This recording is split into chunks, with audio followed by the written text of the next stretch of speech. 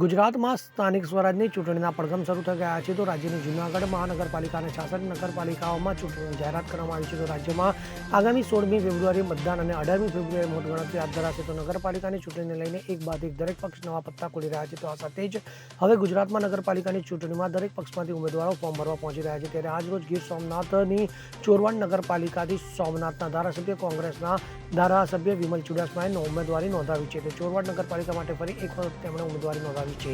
તો વિમલ ચુડાસમાએ ward number 3 પરથી અને તેમના પત્ની જલ્પાબેન ચુડાસમાએ વોર્ડ નંબર 4 પરથી ઉમેદવારી નોંધાવી છે અને અત્યારે બંને ફોર્મ ભરી નાખ્યું છે. તો કોંગ્રેસ પક્ષના તમામ ઉમેદવારો સાથે મોટી સંખ્યામાં પ્રજાજનો સાથે ચોરવાડ નગરપાલિકા ખાતે ઉમેદવારી પત્રક ભર્યું હતું.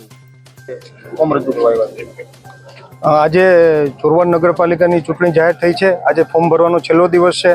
ત્યારે ચોરવાડની પ્રજા અને વોર્ડ નંબર 3માંથી મને 4 ટર્મ સુધી જીતાડી અને વિજય બનાવ્યો છે. આ 5મી વાર હું ચોરવાડ નગરપાલિકાના સદસ્ય તરીકે ફોર્મ ભરવા માટે આવ્યો છું. હું પોતે ઉમેદવારી નોંધાવવાનો છે. મારા ધર્મપત્ની એ આ ત્રીજી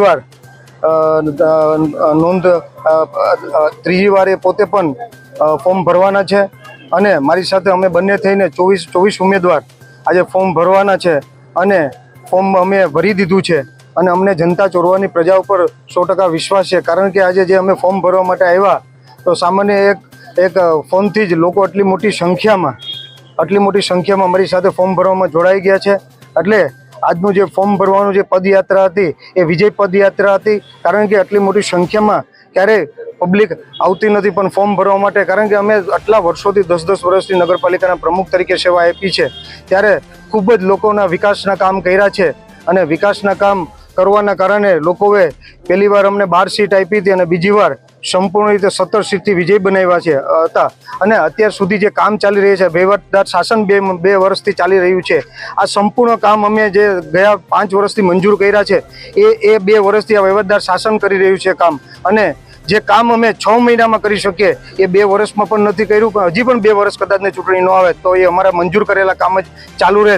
અને જ્યારે હું ચોક્કસ રીતે કહીશ, અત્યારે જ્યારે થોડાક સમયથી ભારતીય જનતા પાર્ટીના લોકો ફોટા પાડી અને બતાડતા હોય કે આ કામ અમે મંજૂર કરેલા છે તો એ ખોટા બતાડતા હોય છે. પણ એ અમારી પાસે પુરાવા છે, ઠરાવો છે, કોપી છે અને એના માટે પ્રજાએ અમારા કામ જોઈ અને પ્રજા અમારી સાથે છે. અને એ સિવાય પણ ખાસ કરીને પ્રજા 2 વર્ષથી ખૂબ હેરાન થઈ છે.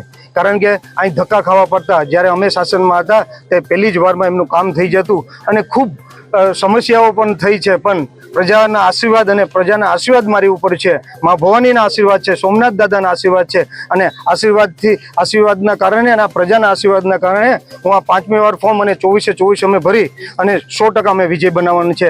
અમારી બહુમતી તો આવવાની જ છે પણ આ વખતે ચોરવાડ વિશ્વ રેકોર્ડ કરવા જઈ રહી છે અને 24માંથી 24 સીટ અમે જીતવાના છે. Bureau report CN24 news. હવે જુઓ દેશ દુનિયાની તમામ ખબરો તમારી આંગળીના ટેરવે. ઉઠાવો મોબાઈલ અને Google Play Store પરથી ડાઉનલોડ કરો અમારી CN24 ન્યૂઝ મોબાઈલ એપ.